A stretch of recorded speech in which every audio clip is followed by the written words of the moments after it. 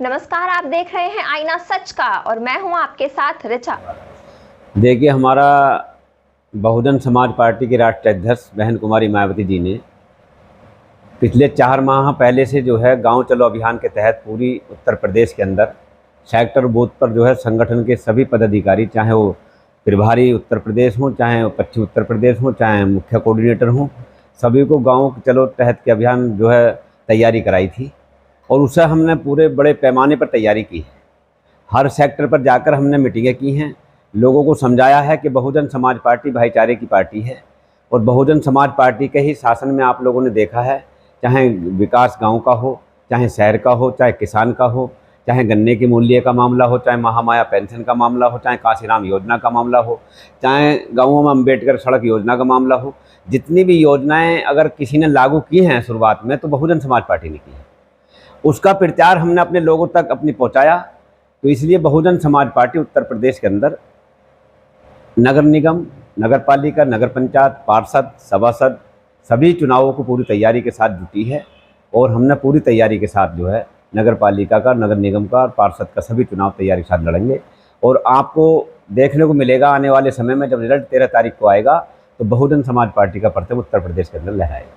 गजरोला में काफी कसम-कस की लड़ाई चल रही है। वहीं बात करें, बसपा ने हरपाल सिंह की पत्नी को प्रत्याशी बनाया है। जी जी। और विधानसभा चुनाव में भी उनको टिकट दिया गया था। जी जी जी। हार गए थे बेशक। जी। तो कहीं ना कहीं उनके टिकट पर भी सवाल उठ रहे हैं कि आखिर क्या सोचकर उनको मतलब फिर से दोबारा बसपा ने विश्वास जताया है और क्या लगता है आपको सीट निकालने में कामयाब हो रहे हैं?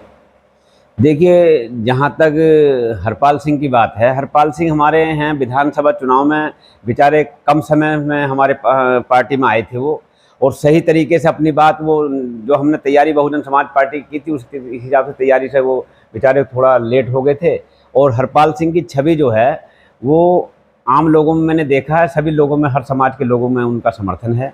और बहुजन समाज पार्टी ने उन्हें आने वाले समय में, क्योंकि अच्छे उनके घर में विधायक रहे हैं, उनके घर में वो नगर पालिका के हैं, पहले चेयरमैन भी रहे हैं, तो उन्हें तो कमज़ोर इसलिए नहीं माना जा सकता कि पहले नगर पालिका के चुनाव में हरपाल यहाँ सबसे रिकॉर्ड वोटों से जीते हुए हैं।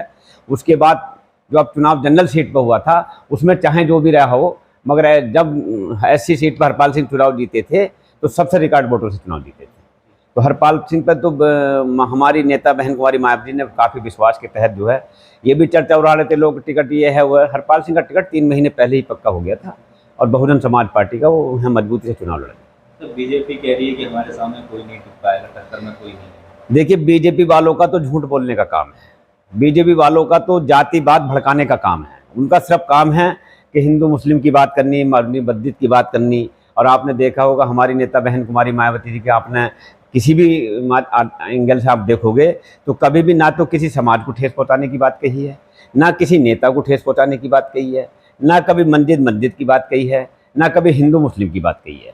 अगर उन्होंने कहा है तो उन्होंने कहा दलित, मुस्लिम, बैकवर्ड, अपर कास्ट, गरीब तबके के लोग हर भाईचारा बनाकर और जो है हम मैदान में उतरे हैं।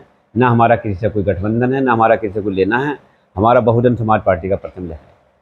सपा और रालोद जो है अमरोहा में यदि उनकी बात करें तो उनका 2022 में गठबंधन था, लेकिन इस बार जो है उन्होंने अपने अपने प्रत्याशी अलग उतारे हैं, तो उसे आप किस रूप में? देखिए, सब ऐसा है, चाहे नेता हो चाहे जनता हो, जब मुंह भंग किसी का हो जाता है तो सभी को अहभाव हो रहा है कि समाजवादी पार्टी और बीजेपी मिली पार्टी है, क्योंकि ये हमें बी टीम बताते हैं, मगर सबसे बड़ी जो बी टीम है वो समाजवादी पार्टी और बीजेपी है बी टीम। तो उनका खुला चेहरा सामने आ गया है और वो बेनकाब हो चुके हैं।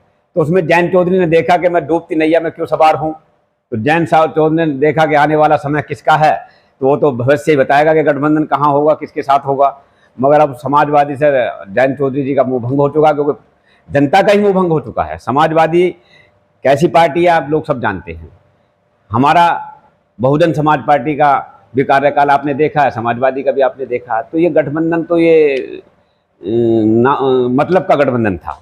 क्या माने गठबंधन के टूटने से लाभ होगा या कहीं ना कहीं नुकसान?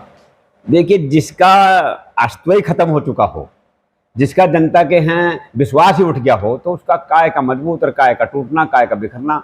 समाजवादी यार ये तो टूट के बिखर चुकी है, इनका कोई अपना अस्तित्व नहीं। मुस्लिमों को क्या रुझान है बसपा की तरफ? देखिए, मुस्लिमों का रुझान ये है, मुस्लिम हमारे यहाँ, देखिए पहली बात तो हम सब समाज की बात करते हैं। हमारे यहाँ दलित, मुस्लिम, बैकवर्ड सभी समाज के लोग जो है हमारे, आपके बहुजन समाज पार्टी की तरफ देख रहे हैं, क्योंकि बीजेपी का शासन आप देख रहे हैं। आज बीजेपी के शासन में आपने देखा खुले शूटर गुंडागर्दी कर रहे हैं, खुले जो है। आज अगर जब एक जाता हुआ व्यक्ति सुरक्षित नहीं है, चाहे वो किसी भी समाज का हो, मैं नहीं कहता, अगर गलत है तो गलत तरीके का उसे सजा मिलनी चाहिए, मगर जब वही हिफाजत में नहीं है तो बीजेपी का सवाल तो आप ये देख लीजिए कि जंगल राज चल गया, और समाजवादी के जंगल राज आप देख चुके हैं। तो आज आने वाला समय सबका यह है, मुस्लिम हो, चाहे दलित हो, चाहे बैकवर्ड हो, चाहे प्रकाट गरीब तबके के लोग हों, सब बसपा की तरफ देख रहे हैं। और आने वाला समय बीएसपी का है और बहुजन समाज पार्टी की।